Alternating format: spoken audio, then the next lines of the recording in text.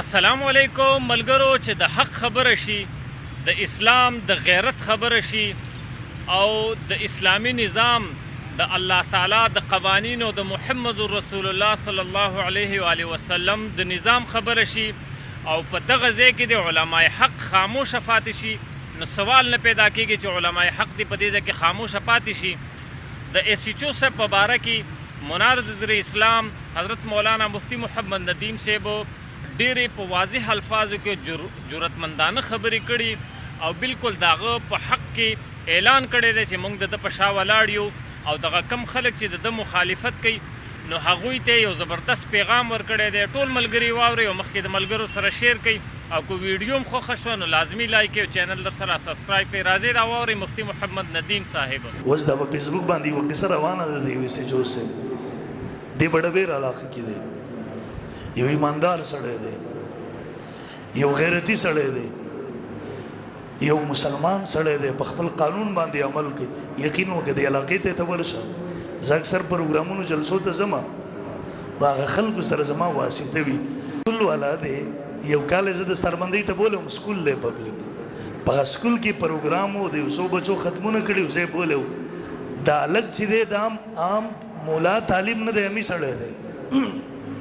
ما ورنه بل ورسته پوس وکړو ما ورته ویل دا څه کیسه روانه ده ما ته وایي یقین وکړه وایي زمونږ د علاقه په ټول پېښور کې ګنده علاقه وه قاتلان دلته اوسېده بدماشان دلته اوسېده اجرتیان دلته اوسېده آیس والا چرس والا څومره کاروبارونه څومره سمګلران دا ټول دلته وو په نه خبره به یو بل پسې ټوپک راخله د بل سره واروه ما ته وایي دا یې سیچو صاحب چې راغلی دی دلته څوک سمګلران نشي اوسېدلی څوک سمګلنګ نشي کولی دلته څوک آیس چرس افیم پوډر دا شیزونه نشي خرڅولی د دې کاروبار د ده په ایریا کې څوک نشي کولی دلته څوک ناحق قتل نشي کولی دلته که څوک قتل وکړي قاتل بچ کېدی نشي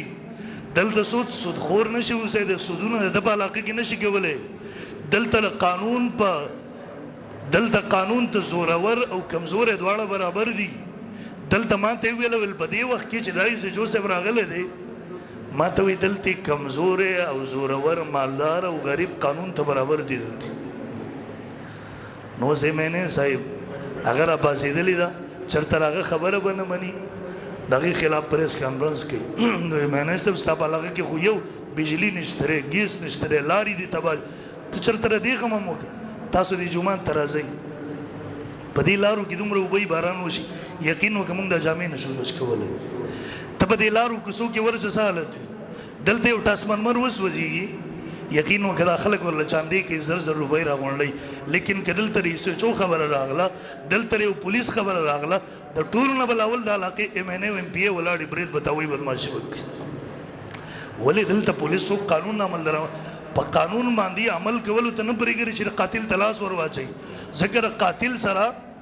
دغه بدماش سره ستا د علاقې ایم پی اے او ایم این اے ولاړلی دلته پولیس مګلر ته لاس نشي ور اچولی ځکه د هغې په شا باندې دغسې زورور خلک ولاړ دي دلته یو ناجایزه کار کولو والا ته څوک لاس نشي ور اچولی ځکه په شا باندې دغه بدماشان ولاړ دي نو زموږ ملک حالت دا دی اوس وایي انکوایري شروع ده د هغه ایسچو صاحب خلاف مونږ خواهیجي صاحب ته وایو چې دغه سړی راوغواړه ده ته شاباس ورکړه د ملا وړوه دله انعام ورکړه ځکه چې کله یو پولیس معمولي افسر هم ګوري چې دلته په قانون باندې عمل درآمد کې ستا خلاف انکوایري شروع کېږي دلته چې کله ته په قانون باندې عمل درآمد کې ستا په خلاف باندې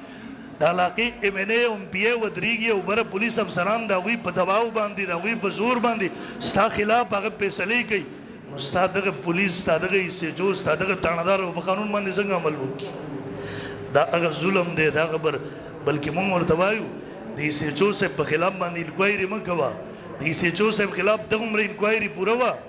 چې پوره علاقې خلک راپاڅېدل دغه پولیس ایسچو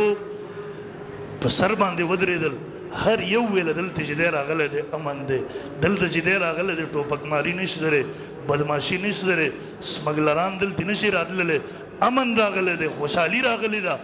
یو ایسچو د دې نه بره نور څه کولی شي بس دا د ده په حوالې سره د علاقې والا رپورټ و دا کافي وکړه انکوایري دي د هغه ایم این اے خلاف وشي کم ایم این اے چې د سمګلرو سره ملاو ده کم چې قاتلانو سره ملاو ده کم چې بدمعشانو سره ملاو ده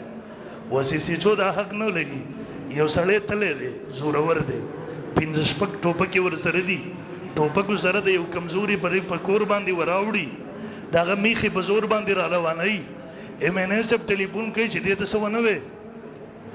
یسه څور ته وي ما نه به الله هم تپوس کوي ما نه به قانون هم تپوس کوي زه قانون جوابدeh یم ناجایز سیس کې MNA صاحب ما ته مه راځه په جایز سیس کې تم راته راتلی شي یو ریډۍ ګاډۍ والا هم ما ته راتلی شي دواړه برابر دي ماته هغه ورځي د هغه زورور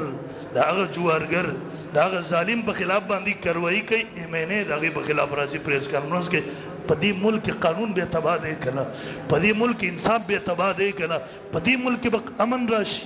په دې ملک به انصاف راشي په دې ملک به بیا په قانون باندې عمل درآمد کلم نشي کېدی دا به صرف خوب او خیالي بس بهرحال معرض کوو قتل دا یو عظیم جرم دی په حقوق العباد کې د ټولو نه مردار څیز دی بدترین جرم دی انشاءالله العزیز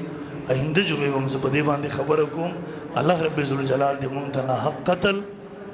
د قاتل د ملګرتیا د قاتل د سهولتکار کېدو د قاتل سره د څه قسمه تعاون بلکې د هغه نه ملګرتیا نه مو ساتي واخر دعوانا